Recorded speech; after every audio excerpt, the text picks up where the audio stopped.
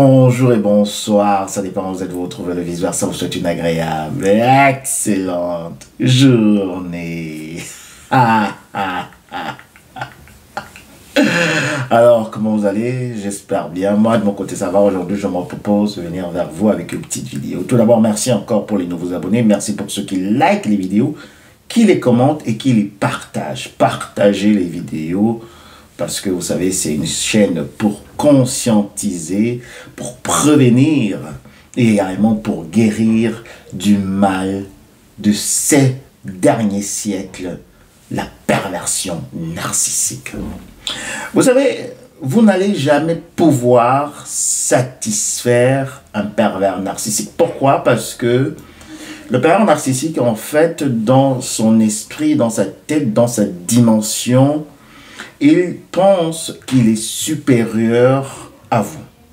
Donc, vous allez beau vous couper en quatre pour subvenir aux besoins d'un pervers narcissique, pour pouvoir lui plaire, pour pouvoir le satisfaire ou la satisfaire, mais ce sera peine perdue. Pourquoi? Parce que le pervers narcissique ne se considère pas comme votre prochain, mais comme votre Dieu. Le pervers narcissique a besoin de trois choses. Vous allez penser que vous êtes en face d'un humain qui a besoin d'amour. Non, le pervers narcissique n'a pas besoin de votre amour. Parfois, on pense et on se limite seulement à l'emprise émotionnelle, mais en fait, le pervers narcissique, il va plus loin. Ses exigences sont vraiment très poussées. Donc, il n'a pas besoin de l'amour d'une personne. C'est pour cela que je vous dis, vous pouvez vraiment faire tout ce que vous voulez, que vous pouvez, qui est en votre pouvoir pour satisfaire, pour donner de l'affection à un pervers narcissique. Ça ne va jamais marcher parce qu'il n'a pas besoin de votre amour. Ce qu'il a besoin de vous, première chose, c'est l'adoration. C'est l'adoration. Il faudrait que vous l'adoriez comme un Dieu. Parce que le pervers narcissique, en fait, comme je venais de vous le dire, ne se considère pas comme un humain. Il se considère comme l'envoyé de sa divinité, la divinité des ténèbres sur terre. La deuxième des choses que le pervers narcissique attend de vous, ce n'est pas le respect. Ce n'est pas la bienséance. Ce n'est pas de lui montrer que voilà, vous le respectez. Qu'il est aussi quelqu'un, un humain, qui a droit justement à des petites,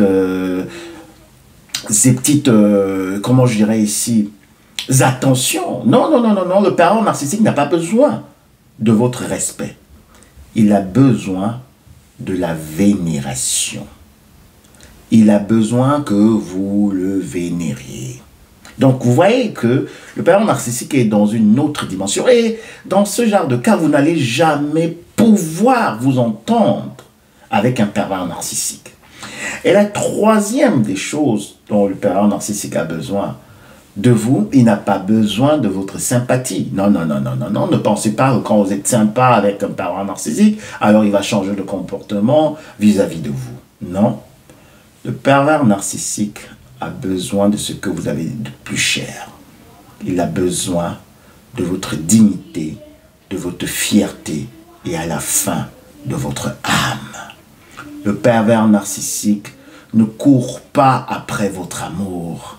Le pervers narcissique ne court pas après votre respect. Le pervers narcissique ne court pas après votre sympathie, votre marque d'affection. Non, le pervers narcissique veut ce que vous avez de plus cher, votre âme. C'est votre âme dont il a besoin. Parce que sans cela, il se sent vide. Et il veut automatiquement que vous vendiez comme ça votre âme à son donneur d'ordre par son biais et que vous vous vidiez, que vous soyez également un zombie, une personne qui n'a plus de fierté, de dignité et également d'humanité.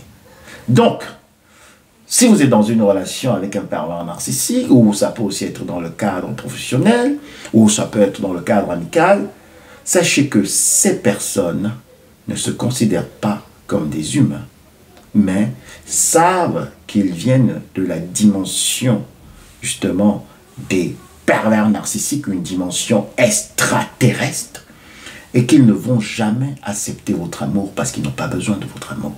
Ils n'ont pas besoin de votre respect. Ils n'ont pas besoin de votre amitié, de votre sympathie.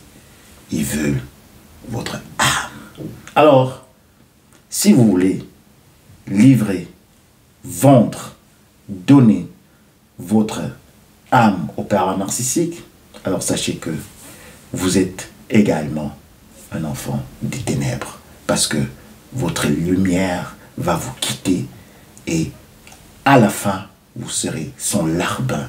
À la fin, vous serez son marchepied. Même après lui avoir vendu votre âme, vous serez une personne très triste. Une personne qui n'aura plus de personnalité. En fait, vous serez complètement effacé. Alors, choisissez entre vendre votre âme au pervers narcissique, en fait, à son donneur d'ordre, via le pervers narcissique, ou bien rester quelqu'un de digne, quelqu'un de fier, quelqu'un qui a une force de caractère et qui se dit « Je ne vais jamais vendre ma dignité, ma fierté, pour rester en relation avec un minable, une vipère ancienne, une vermine de cette espèce, parce que j'ai besoin d'avoir ma paix. » Non, vous aurez plus de paix, plus de sérénité, de tranquillité quand vous quittez la relation avec un pervers narcissique. Ça sera difficile, mais je pense que vous pouvez y arriver. Et beaucoup ont sorti justement des mailles, des griefs de ces personnages des ténèbres, ceux-là qu'on appelle sur cette chaîne les zombies, les vipères anciennes et les meutiennes. Alors, c'était tout pour aujourd'hui. Le vice-versa vous souhaite encore une agréable, excellente journée. Profitez. À très bientôt. Bisous, bye.